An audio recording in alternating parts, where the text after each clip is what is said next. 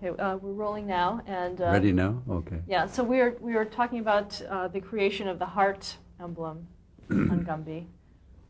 That happened after returning from India and seeing the avatar and learning some of the words, like Sanskrit words.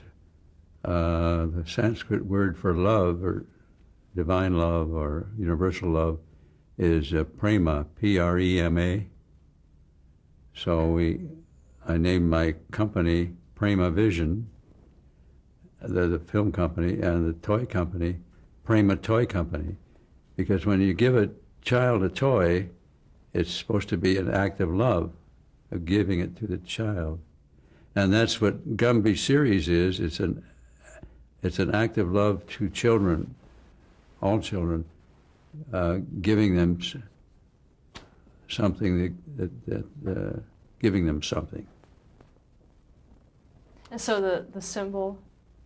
And that symbol is really in Sanskrit. It's Sanskrit for prema. Prema. And Sai Baba addresses people when he gives discourses. He addresses everybody as embodiments of love. In other words, prema swarupa, or prema, embodiments of love. Now let's go back to the first Gumby series. Uh-huh. It did become a series. Who was the host of that? I didn't hear that last. Who was the host of that first Gumby series? On NBC. Oh, Pinky Lee. And one day he came and it said The Gumby Show as a title on television. He came to me, to my studio, and looking around, he took me aside and said, "Is there any way you can get them to put my name up there in the title, like Pinky Lee's Gumby Show or something like that?" Because he hated to play second fiddle to a piece of clay, I guess. Now, how did that work? Can you describe the show in terms of how you'd have a host and then the Gumby segments? I had nothing to do with the show. I just furnished them the film. I don't know what they did from there on. I never went to never was in the studio, TV studio.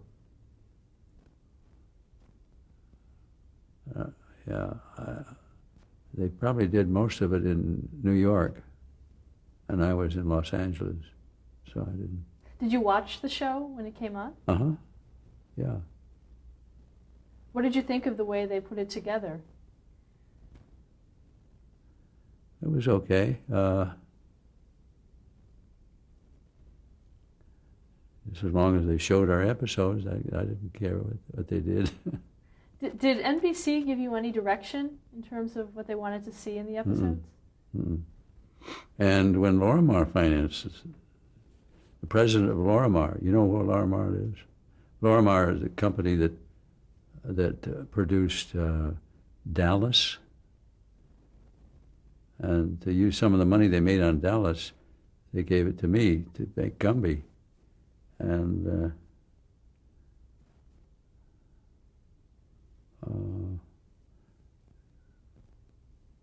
I don't know what was I trying to say. President Lorimar told you. Huh? President Lorimar told you. Oh yeah, I went to the president of Lorimar, to his office, and he said, "Just do what you've been doing."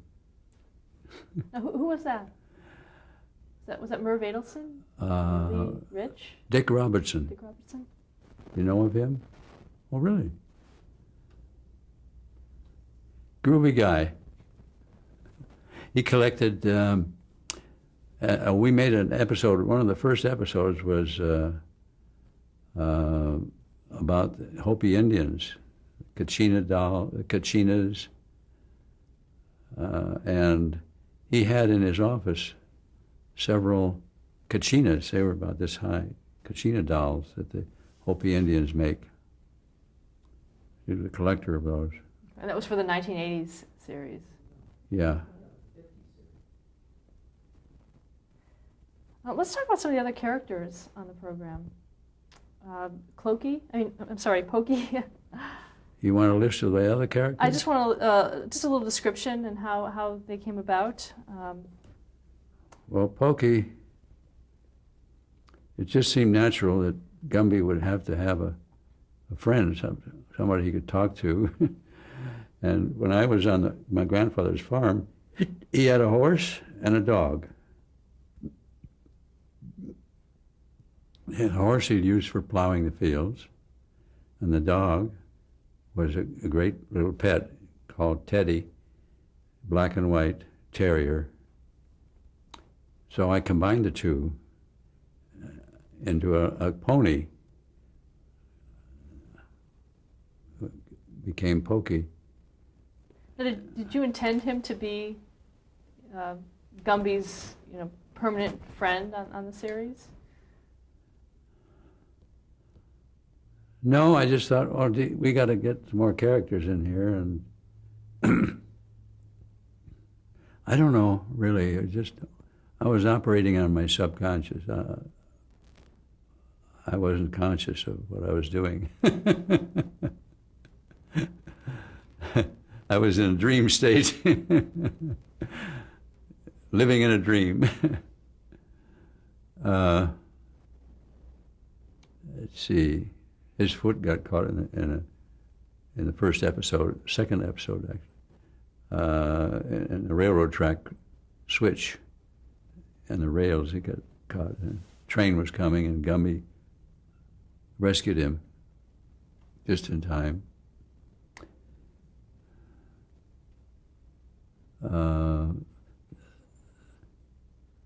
You want to know how we got Prickle and Goo? Well, let's talk a little bit more about Pokey. Who did his voice? I did the voice. In the early days, we would speed the tape up over the sound head to raise the pitch a little. Now you can do it through the computer or the harmonizer, synthesizer, without changing the speed. You just, because I would have to record in a slower pace. Instead of saying, hi Gumby, I would say, hi Gumby. And then they could speed that up to the normal pitch for Pokey. So how would a recording session be done? Were you with the other voice actors when you were doing voice recording, or? No, each actor would record alone. Dallas McKinnon, who did Gumby for 40 years now, he would come down from Portland to go to me or to Disney, sometimes Hanna-Barbera. Isn't that right, Joe? Yeah. And we just spend a whole time recording with him alone. Next day I would record, so on. And talk a little about the characters of his parents, of Gumby's parents. They were just figments of my imagination. I don't know. They weren't like my real parents. I don't know. They're probably somewhat like parents that I wish I had or something. Who knows? What about Dr. Cap? Professor Cap. Yeah. Yeah.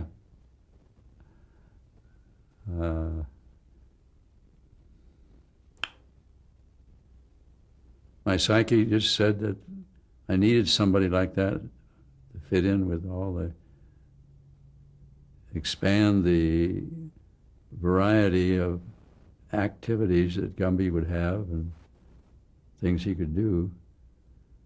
The cap idea came from Phi Beta Kappa key. That's the only thing Professor Cap would wear, was a Phi Beta Kappa key. And when I was at Pomona College, or before Pomona, my father would take me to dinner in a restaurant or lunch with another professor or two other professors, and one of them was very proud of his Phi Beta Kappa key, and he'd wear it always on his vest, outside his vest.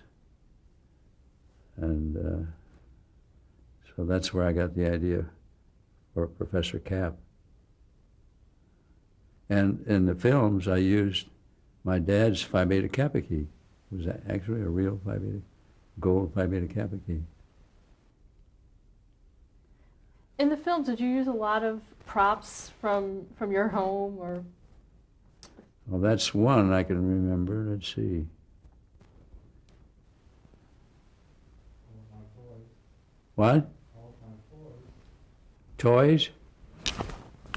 Oh, yeah. Toys.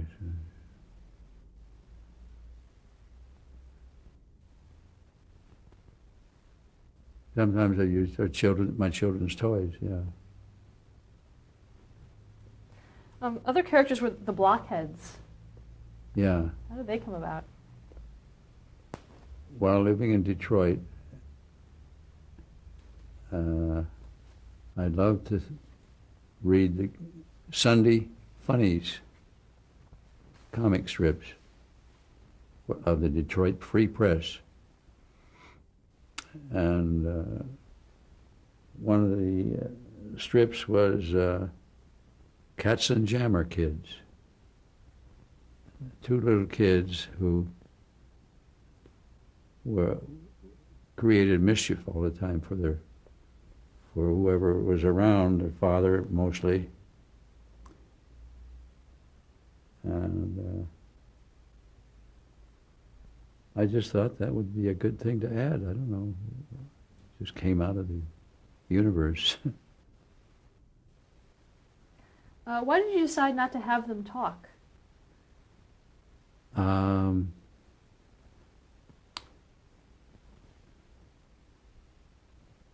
Oh, from the beginning. I just didn't like all this in cartoons, all this jabber, wisecracking, smart aleck talking that a lot of cartoon characters do. So I just shut them up completely. In fact, I made a pilot film for a half-hour show using people and doing some animation or pixelation. The film was called Plucky Plumber, and I animated a bathtub and a few other things, plus, see, 1, 2, 3 actors, and that's and I decided to try to sell an idea for a new half-hour show, maybe once a week on television, where there'd be no dialogue. Be like the old Charlie Chaplin and Buster Keaton films. And Screen Gems didn't go for it. You know Screen Gems? Yeah. I didn't try selling it anywhere else. I was too busy making Gumby films at the time. But I still think it'd be a good idea, because those films without dialogue, some of them were just real pieces of art, I thought. Buster Keaton especially. You familiar with him? Did his work have an influence on your work? Buster Keaton? Must have. I don't know. Must have. I haven't analyzed it. I'm not a very good film critic. Okay, let's go back to talk about some more of the characters. Prickle. How did Prickle and Goo? Okay.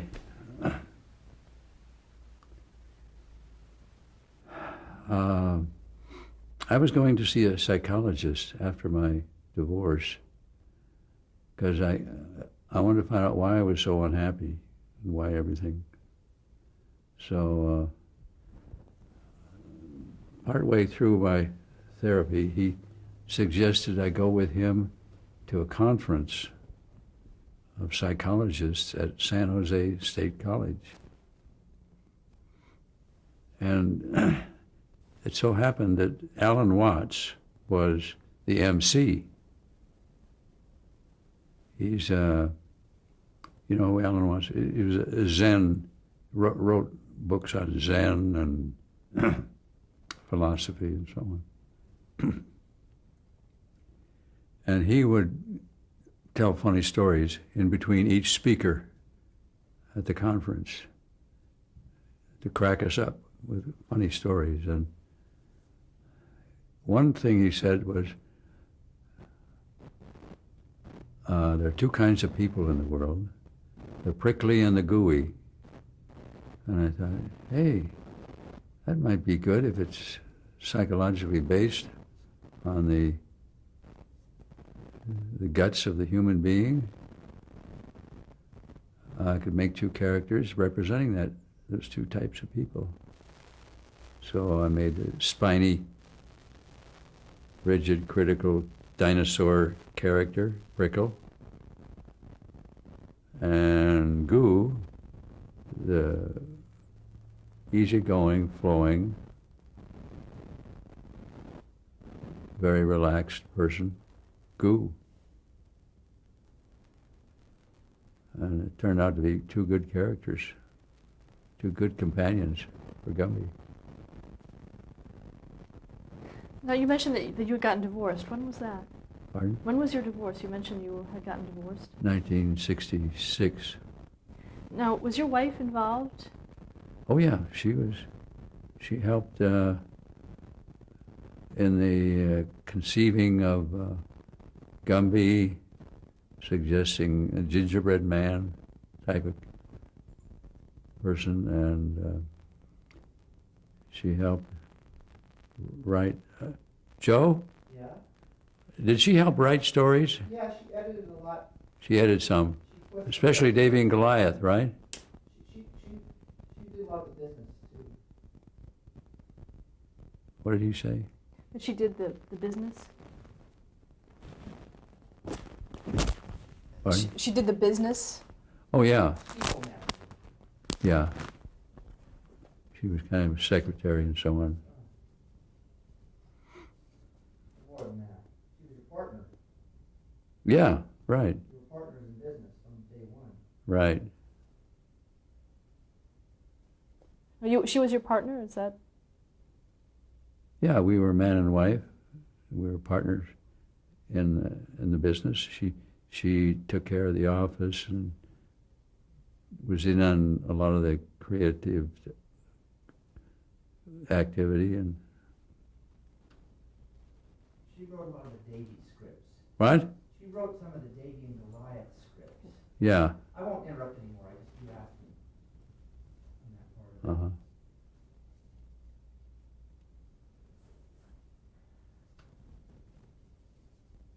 What are your favorite Gumby episodes? Do you have any?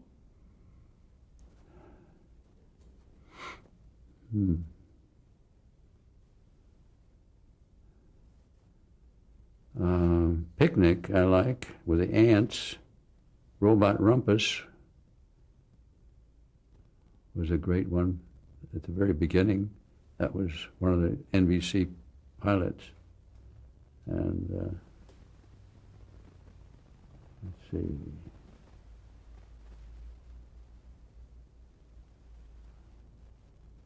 Gumby crosses the Delaware I like, where he goes across with George Washington and helps George. with some intelligence work with his, excuse me, walkie-talkie. And George Washington says, walkie-talkie? And Pokey takes a walkie-talkie across the Delaware River, and to spy on the Hessians were up at Princeton, and he was supposed to report back what the Hessians were doing. But they were talking, and he could hear his little speaker that on his neck. You could hear Gumby was in a boat in the middle of the Delaware River telling Pokey he had to have the information now because George Washington's army is in the middle of the Delaware River and they want to know what's going on in Princeton and so on. And gave away the whole surprise attack. But the colonel who was listening, the Hessians, didn't believe it. They thought it was a joke, so they all laughed. And so George was able to surprise the Hessians. That's history. You know the history of that? Yeah. It's fun doing history. Oh, another favorite of mine is goose pies and Nightmare, Knightmare, where Gumby gives Don Quixote some therapy at the end, again. And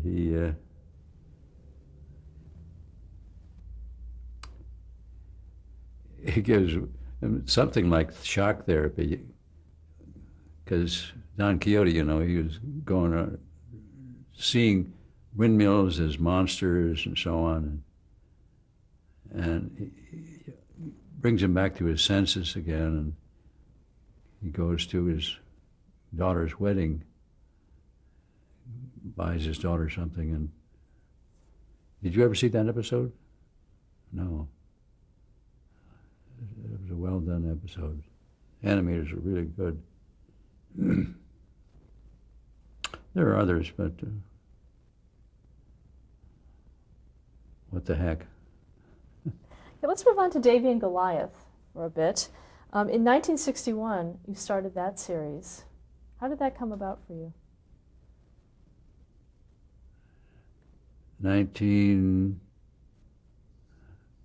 We started that in 1956, 57.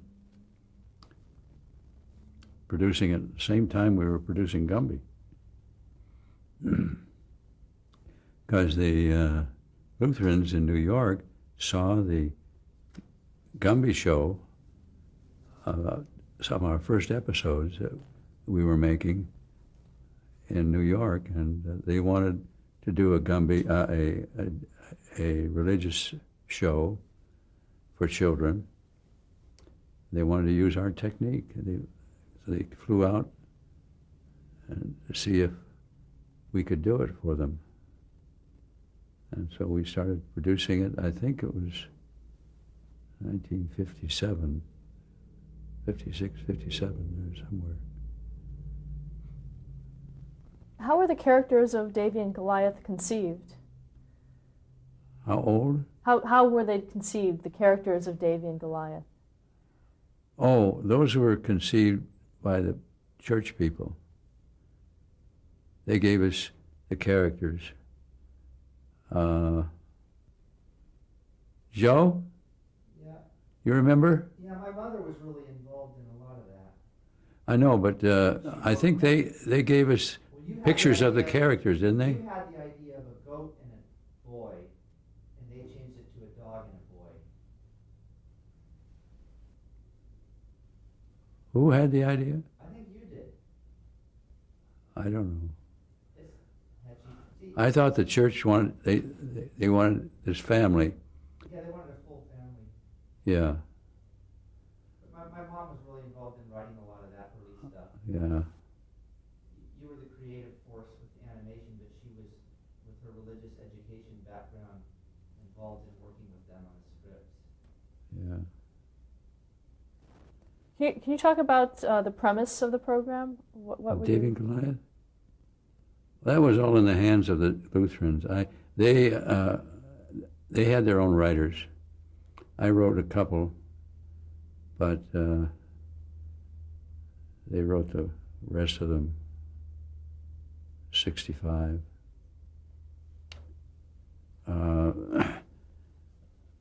I think I was Episcopal, and I didn't have that piety feeling that they wanted in it. I don't know.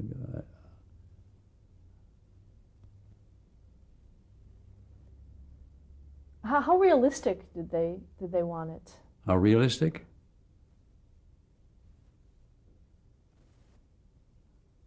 I don't understand that. What do you mean, how realistic? Well, it had a different look than Gumby. Uh-huh. How did it compare in terms of the animation and the props? Uh-huh. Well, they liked the stop-motion animation technique. For some reason, they didn't want clay. If we had clay faces, we could have made the expressions more real. But I don't know, it was all in their hands. Were they happy with the results? Apparently, yeah. I know when I gave lectures to universities and so on, like in near Buffalo, the Amherst, there's the State University of Pennsylvania, New York, there, had this big lecture room. It was like an amphitheater, and it seated 400 and something, 50, and there were people lined up outside, students waiting to get in, but they had to sit in the aisles and everywhere.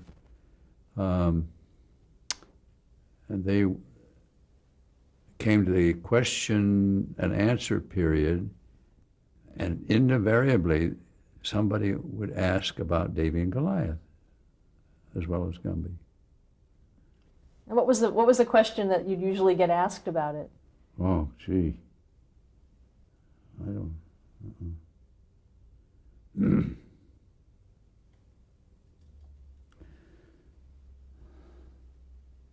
Wish I could think of it. Let's see.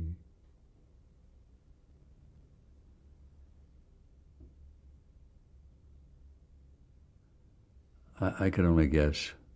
Let's stop here to change the tape.